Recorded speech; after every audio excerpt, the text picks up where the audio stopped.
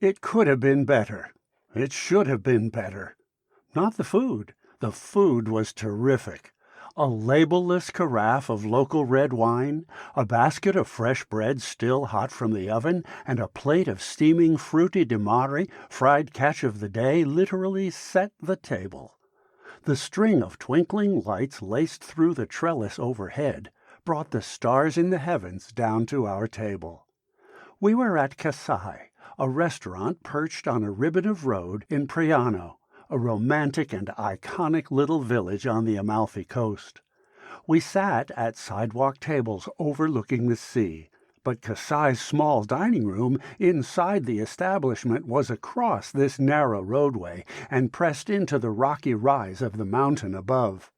The tables there were snuggled close together between vases of lavender and an unkempt display of ceramics on the walls in a dimly lit scene that could have been a paragraph or two from a long-lost Hemingway novel. But the sidewalk tables were infinitely better, lined up at the railing overlooking the Mediterranean Sea, in the cool evening air under a canopy of the sparkling night sky. Waiters from the kitchen across the road showed no hesitation in dodging Vespas and tour buses careening around the curve to get to our table.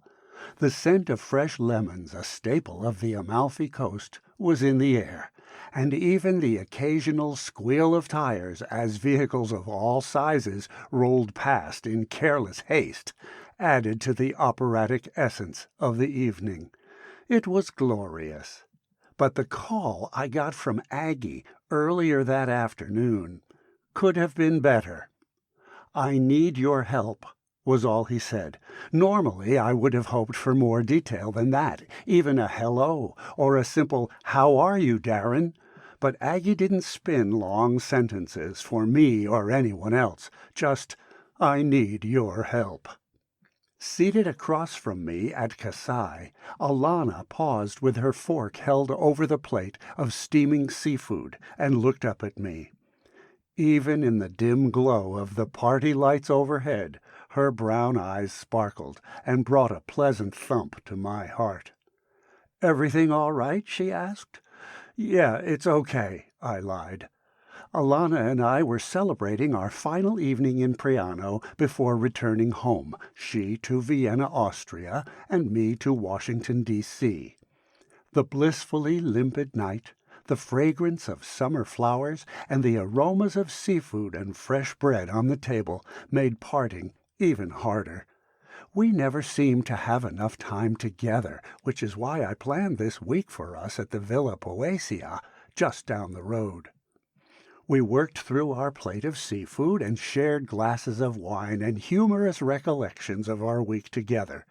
The fried calamari had a hint of red spice, and the red wine was a welcome chaser for the oil-scented dressing that dappled the plate of tiny fish and mussels. But I was a little distracted, and Alana could tell. The waiter swung in our direction once again, mere seconds before a minibus sped down the road, and settled a plate of truffled pasta between us. The broad tagliatelle noodles glistened with a coating of melted butter and olive oil, and the shaved paper-thin discs of black truffle gave off a savory aroma that trailed behind the waiter and turned heads from other tables.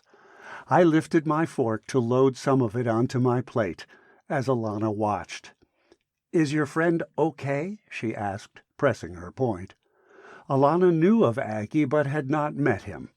Not during our time in Vienna, and not since then, but she knew that he was part of my complicated history.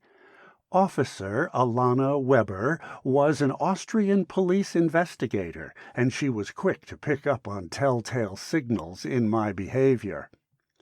Aggie Darwin was an old friend.